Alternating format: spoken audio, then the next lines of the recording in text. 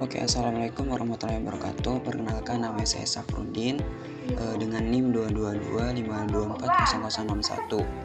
Eh, di sini saya ingin mempresentasikan hasil dari esai saya yang berjudul penerapan teori bilangan dalam sistem kriptografi modern.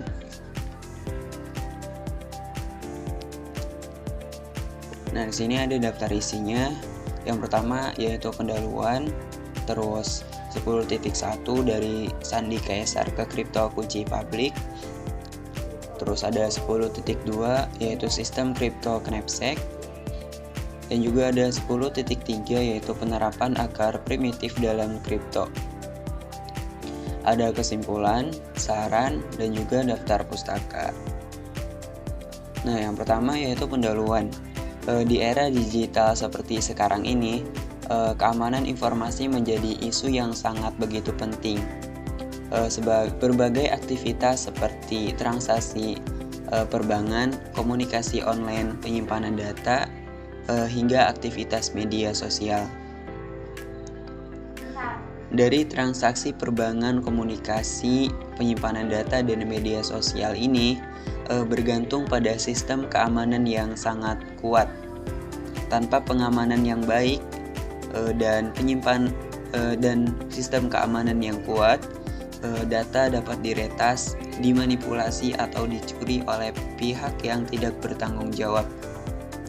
Maka oleh karena itu, kriptografi di sini hadir sebagai solusi untuk menjaga kerahasiaan, integritas, dan keaslian informasi.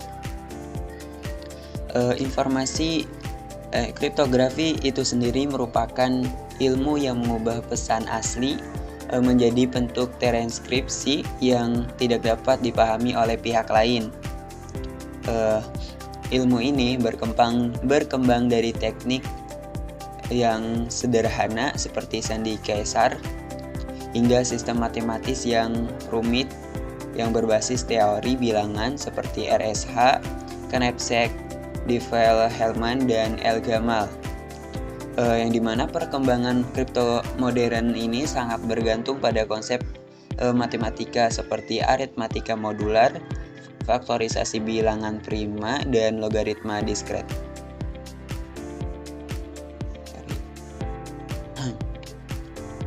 Nah, ini ada 10.1 yaitu dari sandi Caesar ke kripto kunci publik. Nah, kriptografi klasik dimulai dari Caesar Chip-Hair, yaitu merupakan teknik mengganti setiap huruf dalam pesan dengan huruf lain yang digeser sejumlah langkah tertentu. Misalnya ada 3 langkah mengubah kata Caesar atau CASHAR menjadi FDH-VDU.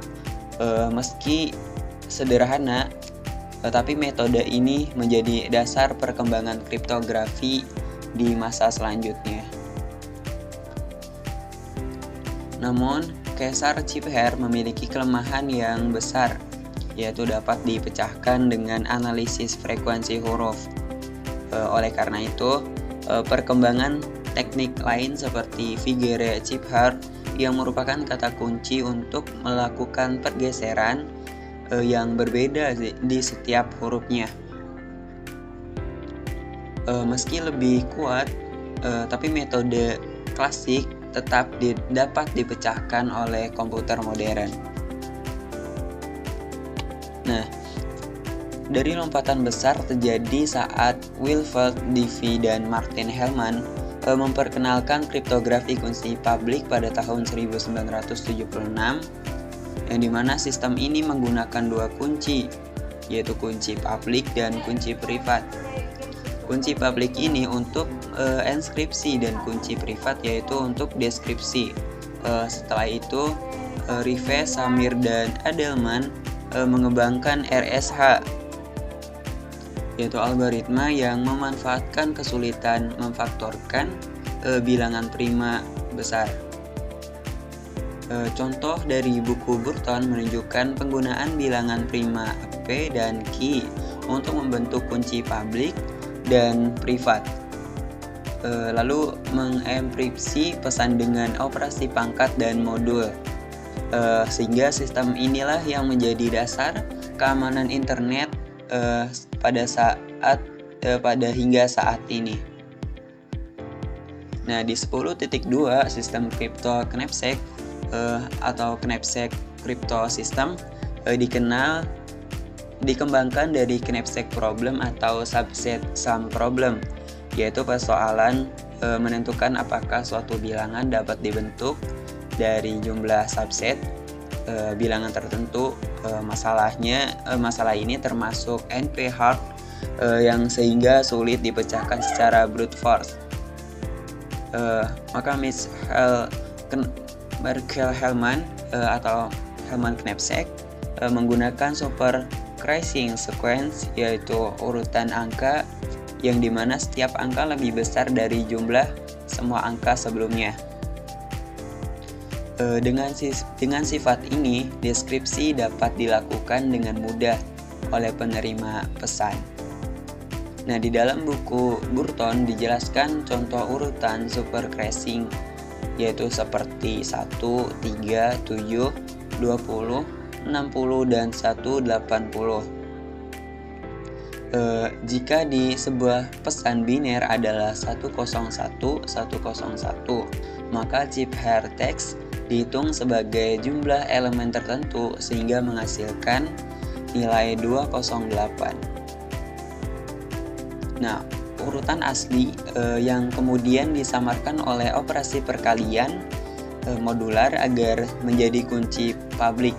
Maka penerima yang mengetahui kunci privat dapat mendeskripsi ciphertext ke bentuk biner dengan cepat. Namun, walaupun sistem Merkle-Hellman akhirnya diretas, sistem ini tetap penting karena menjadi pionir penggunaan masalah kombinatorik yang sulit sebagai dasar kriptografi. Nah, di 10.3 yaitu penerapan akar primitif dalam kripto. Akar primitif merupakan bilangan yang mampu menghasilkan semua bilangan dari 1 hingga P-1 melalui operasi perpangkatan modul P. Konsep ini sangat penting dalam kriptografi karena berkaitan dengan discrete logarithm problem, yaitu masalah menemukan eksponen pada persamaan G pangkat X, G pangkat K, modul P sama dengan A. Masalah ini sangat sulit diselesaikan untuk bilangan besar. Maka di contoh yang dibahas di buku Burton adalah sistem Diffie-Hellman yang memungkinkan dua pihak menghasilkan kunci rahasia bersama tanpa bertemu. Contohnya dipilih P sama dengan 397 dan akar primitifnya G sama dengan 5. Maka Alice dan Bob memilih bilangan rahasia yang masing-masing lalu bertukar nilai publiknya. Maka keduanya kemudian menghitung kunci rahasia yang sama, yaitu G pangkat A kali B modul P.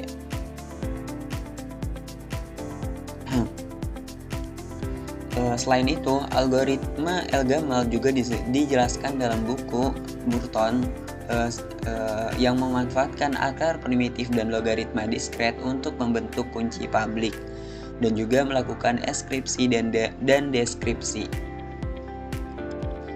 Keamanan El-Gamal bergantung pada sulitnya memecahkan logaritma diskret yang sehingga banyak digunakan dalam tanda tangan digital dan protokol keamanan modern. Nah, di sini ada kesimpulannya. Menurut saya di pembahasan ini atau pembahasan esai yang sudah saya buat dapat disimpulkan bahwasannya perkembangan kriptografi telah mengalami evolusi besar dari metode klasik berbasis substitusi, yaitu substitusi huruf menuju sistem enkripsi modern yang berbasis teori bilangan. RSA memanfaatkan kesulitan faktorisasi bilangan besar, yaitu knapsacks, menggunakan konsep kombinatorik sulit, dan El-Gamal serta Diffie-Hellman bergantung pada logaritma diskret dan akar primitif. Sehingga semua ini menunjukkan bahwa matematika memiliki peran yang sangat begitu vital dalam pengamanan informasi digital di era modern. Nah, di sini ada saran. Menurut saya sebagai mahasiswa maupun peneliti, kita perlu memperkuat pemahaman terhadap konsep-konsep dasar teori bilangan, khususnya pada aritmatika modular, akar primitif, dan logaritma diskret. Dan juga di lembaga pendidikan juga diharapkan mendorong pembelajaran yang lebih aplikatif agar mahasiswa mampu menerapkan teori matematika dalam pengembangan teknologi keamanan. Selain itu juga penelitian lebih lanjut atau penelitian selanjutnya tentang kriptografi post kuantum perlu ditingkatkan untuk menghadapi ancaman baru dari teknologi komputer kuantum. Nah, di sini saya menggunakan referensi yaitu dari buku Burton 2007 yang berjudul Elementary Number Theory. Nah, udah pada akhir ujung. Kurang lebihnya saya mohon maaf jika ada salah pengucapan kata atau salah apa yang saya ucapkan. Kurang lebihnya saya mohon minta maaf. Sekian dari saya. Wassalamualaikum warahmatullahi wabarakatuh. Terima kasih teman-teman. Terima kasih.